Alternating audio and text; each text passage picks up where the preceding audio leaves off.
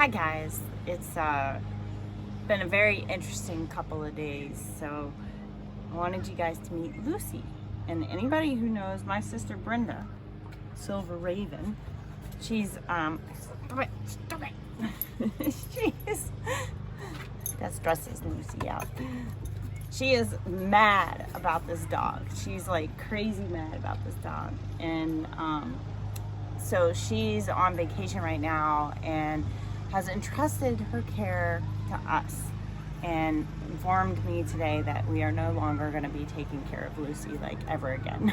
So we had a little oops last night. Montana was walking her at 9:15 at night. It had just rained. It was a warm day and they ran into a copperhead, which actually ended up hitting Lucy on the nose. But her nose looks great today, doesn't it, girl? Doesn't it look good? So, fortunately, we had an emergency visit to the vet. But let me show you where the incident happened. So they came outside.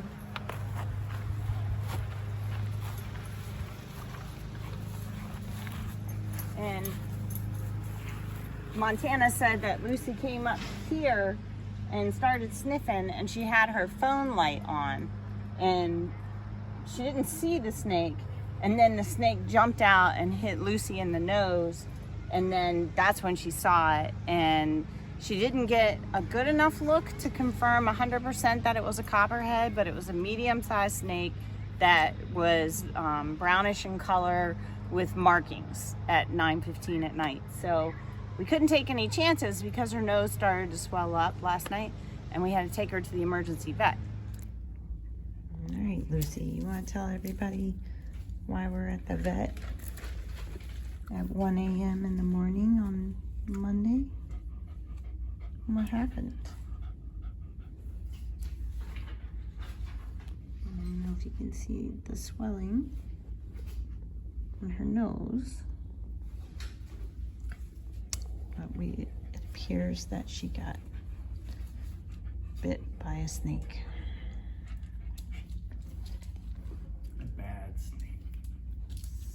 So since we are unsure, we had to bring her just to make sure that we are okay. We think she's okay, but we need to make sure. I think she's fine. But it is pretty swollen. Yeah. And it was a brown snake with markings. Yeah, probably a copperhead. Since we do have a ton. So anyway, maybe it was just a dry bite, but we're gonna have her checked out. But here's the interesting thing. I looked it up this morning, and it says, according to the Ohio Public Library Information Network, copperheads are usually out and about during the day in the spring and fall, but during the summer they become nocturnal. They especially like being out on humid, warm nights after rain.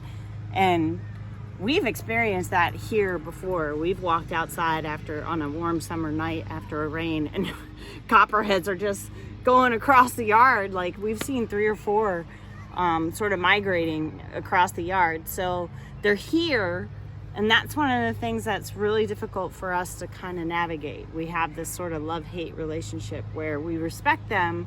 They keep our rodent population down. We try to give them space, but we've had one person bitten here on this property, and now we've had a dog that's had an interaction. But fortunately, both of them turned out good. So now we learned something new about copperheads.